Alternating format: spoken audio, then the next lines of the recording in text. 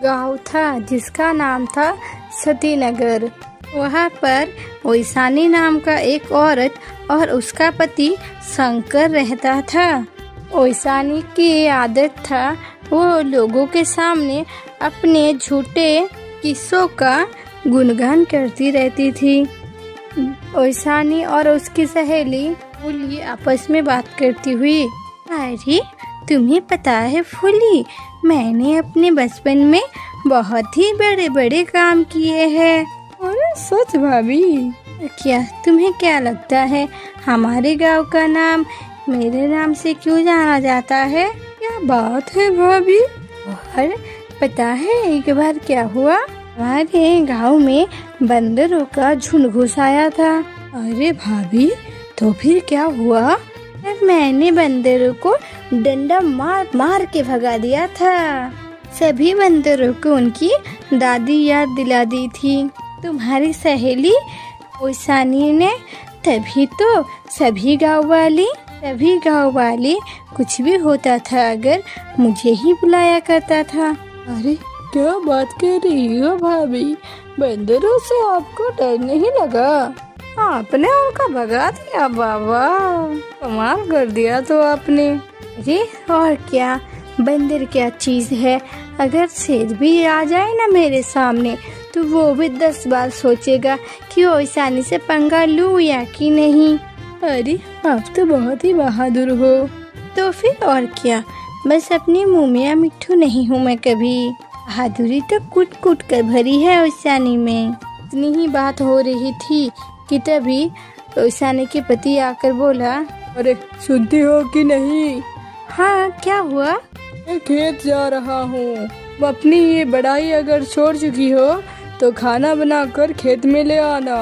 वहाँ से जा रहा था और जाते जाते कहता है, बाप ने मारी फिदिकी और बेटी तीरंदाज। वो इतना बोलकर खेतों की तरफ निकल गया। इतने में फूली भी अपने घर के तरफ निकल गई। ओइसानी अपने घर के कामों में वापस लग गई। शंकर को खेत जाते जाते रास्ते में पान की दुकान मिली। वहाँ अपने गांव के कामचोर बात करते थे और पूरा दिन मस्ती मारा करते थे। तभी वहाँ का एक आदमी कहता है, अरे भाई शंकर, कहाँ चले? कभी हम लोगों के पास भी रुक जाया करो। हाँ भैया, आज खेत जाना है, जाकर पानी लगा दो, नहीं तो खेत की फसल खराब हो जाएगा।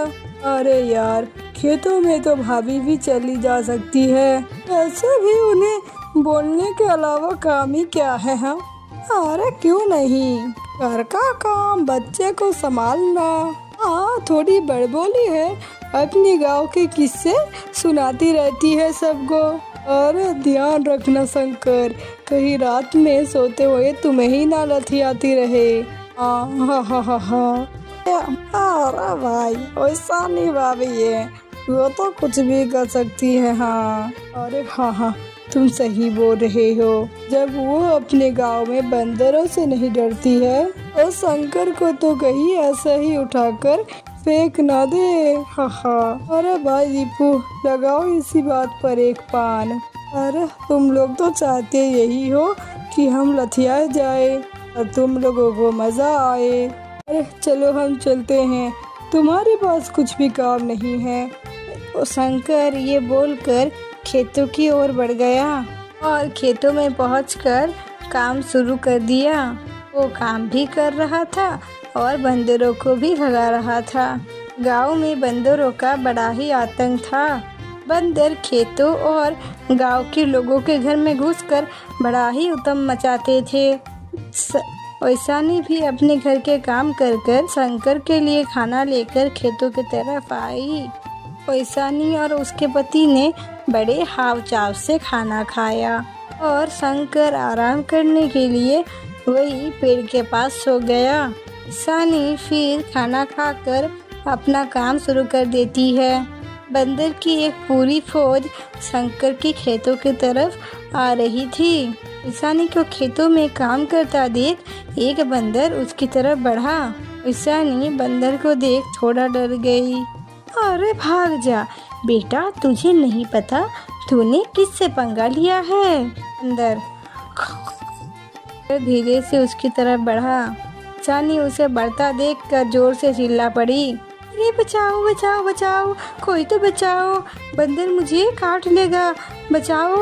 अरे ये तो काट रहा है, रुक जा वरना मैं तुझे अभी बताती हूँ। अरे क्या तुम डर रही हो, तुम तो बहादुर हो ना। अरे यहाँ मैं डर के मारे मरी जा रही हूँ और आपको मेरी बहादुरी का किस्सा अभी ही सूझ रहा है क्या?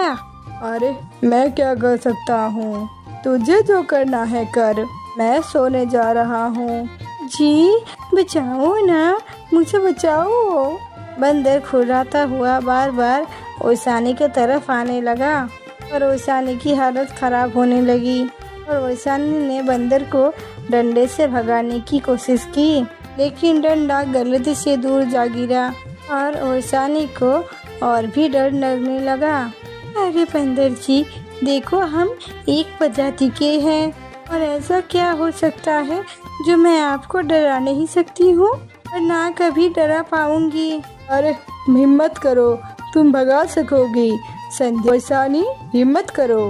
बंदर ओसानी की एक भी बात नहीं सुनता और बंदर ओसानी की ओर बढ़ने लगता है। ये सब कुछ शंकर दूर से देखकर मजे लेने लगा। थोड़े ही देर में बंदर दौड़कर ओसानी के ऊपर चढ़कर बैठ गया और फिर ओसानी के गालों पर खूब थप्पड़ मारे, जिससे उसकी गालों का रंग लाल पड़ गया। बंदर वहाँ से फिर भाग गया।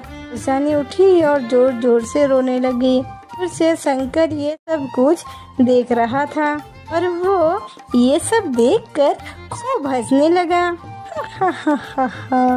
अरे ओसानी, तुम तो आज बंदर से पीट गई, ये बात तो बहुत ही अलग हुई। हाँ। अजी मुझे बंदर ने मारा और आपको हंसी आ रही है।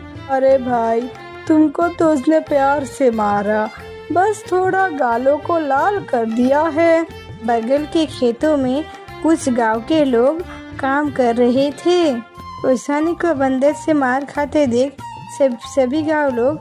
कुछ गांव लोग ओसानी की ओर भागे। फिर ओसानी के गालों को देखकर खूब हंसने लगे।